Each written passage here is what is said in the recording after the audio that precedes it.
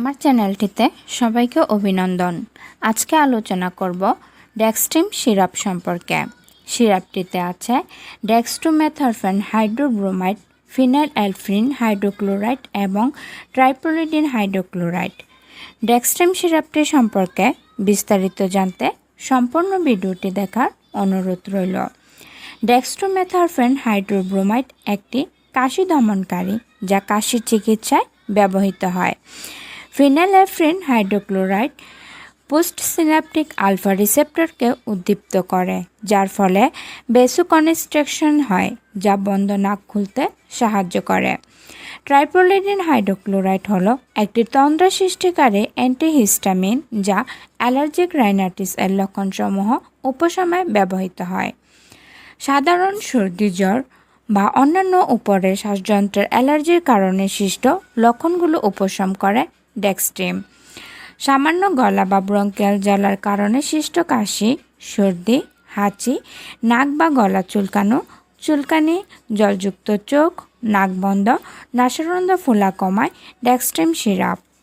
মাত্রা ও ব্যবহার বিধি: প্রাপ্তবয়স্ক বা শিশু 12 বছর বা তার ঊর্ধ্বে 1 চা চামচ বা 5 মিলি প্রতি 4 ঘন্টা বা ডাক্তারের নির্দেশ অনুসারে।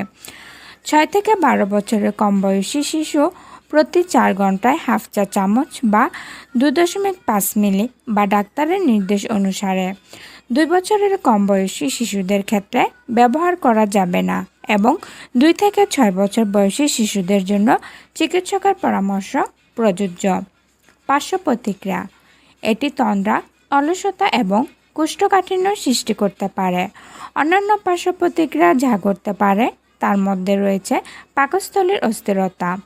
মরফিন ধরনের উপর শারীরিক নির্ভরতার কোনো প্রমাণ নেই।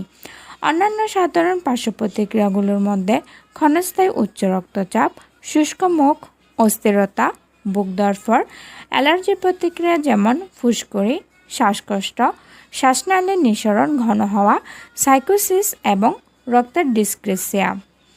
সিরাপটি লিভারের রোগ বা অ্যাজমা রোগীদের ক্ষেত্রে এড়ানো উচিত এবং মনোঅ্যামাইন অক্সিডেজ ইনহিবিটর গ্রহণকারী রোগীদের ক্ষেত্রে বা এই ধরনের চিকিৎসা বন্ধ করার 2 সপ্তাহের মধ্যে এড়ানো উচিত।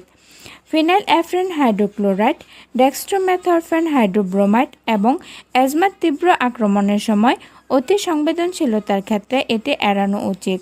এটি গুরুতর উচ্চ রক্তচাপ বা গুরুতর করোনারি ধমনী রোগীদের মধ্যে দেওয়া উচিত না।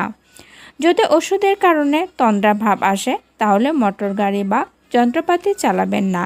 এই ওষুধ খাওয়ার সময় অ্যালকোহলমুক্ত পানি এড়িয়ে চলুন। সিরাপটি গর্ভাবস্থা এবং স্তন্যদানকালে ব্যবহার এড়িয়ে চলা উচিত। সিরাপটি 30 ডিগ্রি সেন্টিগ্রেড তাপমাত্রার উপরে সংরক্ষণ করবেন না।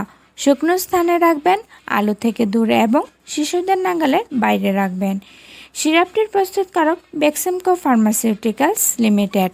সিরাপটির বর্তমান বাজার মূল্য 80 টাকা। ডেক্সট্রিম সিরাপ সম্পর্কে কোনো কিছু জানার থাকলে অবশ্যই কমেন্ট করবেন এবং পরবর্তী ওষুধের ভিডিও পেতে চ্যানেলটি সাবস্ক্রাইব করে পাশে থাকবেন।